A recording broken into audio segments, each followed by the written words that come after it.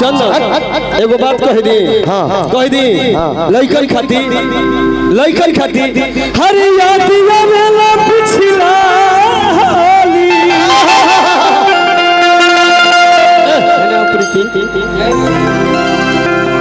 तू साली हो चंदन के साली ना आई का हो तू। अच्छा हमार साली हवे नो। अरे हमार हवे नो। अरे नाजायज साली ही हमार। हर यादिया मेला पिछला हाली हर चलत रहू अगर अभी बात तबे कहब जो लइका लोग हल्ला करी त मन बिगाड़ देल बाड़ू रंग लगा के मन बिगाड़ देल बाड़ू रंग लगा गोरे गाल हमारा गाल में सलका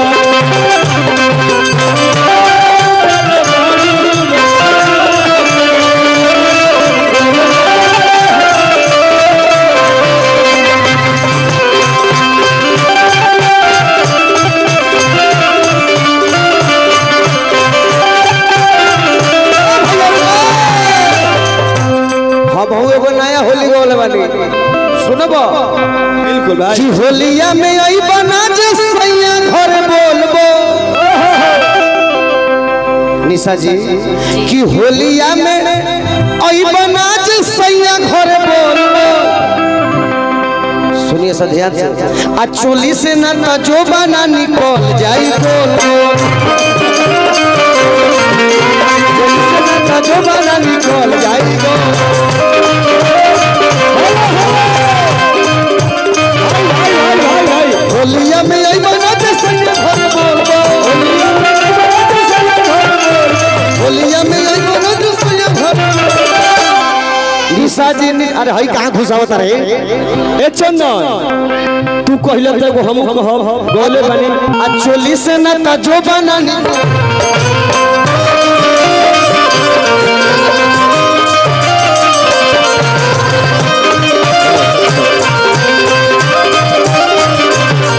अब हम एगो हम गौले बनी देवरन खाती गौले बनी चोली से ना जो निकल जाई गोल अब हम एगो गौनी का ए दीपक भैया एकरो गावे दे एकरो गावे अरे कि फगुआ में सोइया कि लेके पिछु करिया सलाम करे कि सखी हमरो बलम हेलो आ ऊपर छुके नीचे पारा नाम करे सखी हमरो बलम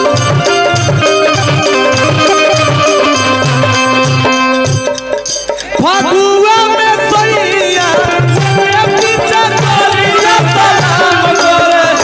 सखी हमरो बलमुआ फगुआ में सैया के पीछा करिया सलाम करे सखी हमरो आ ऊपर छुके नीचे परा नाम करे सखी हमरो बलमुआ।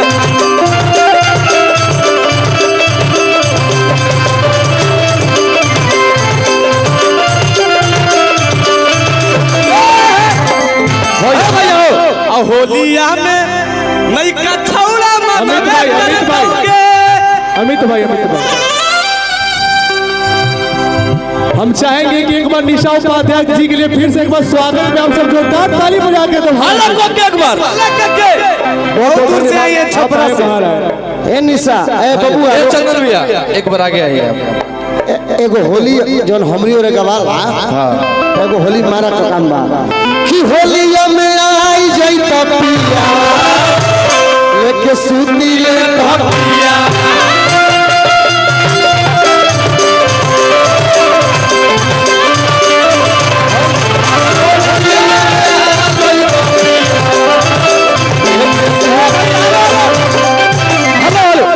हमारे यहाँ बाजार में भाई कुंदन बिहारी गए थे क्या कि अरे होलिया में कुत्तावा के लइका आ कुतिया के पुआ भेल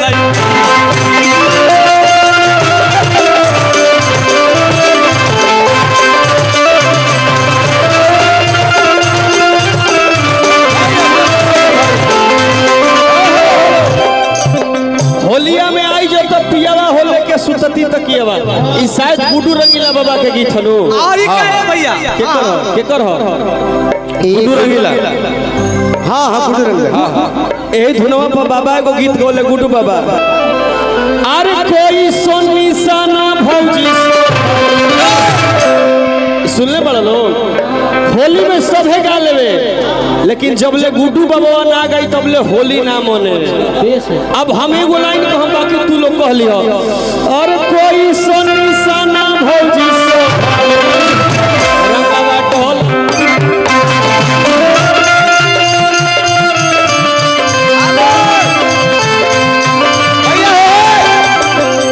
एक बात और का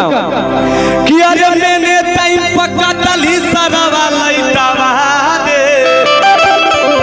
और रंगते धरली मलावा के पैटावा बाबू रे तो हमनी रे विष्णु ओझा के बोले कि बजरंगा बोली होली में मुर्गा से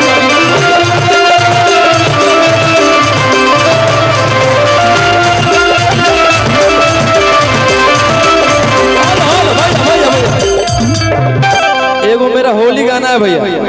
100 मिलियन पार भाई भाई भाई अरे के ऊपर से लगाई है लाल पियर रंगा कियारा वाला सभे बबुआ। कौन कौन गाना सुने हैं? बाप रे 100 मिलियन पार मगही गाना एगो होली गाना। अरे के ऊपर से लगाई अरे आधा वाला सबे बाबू अरे की होई ना बरदा सजावा की है गे छौरी नवादा के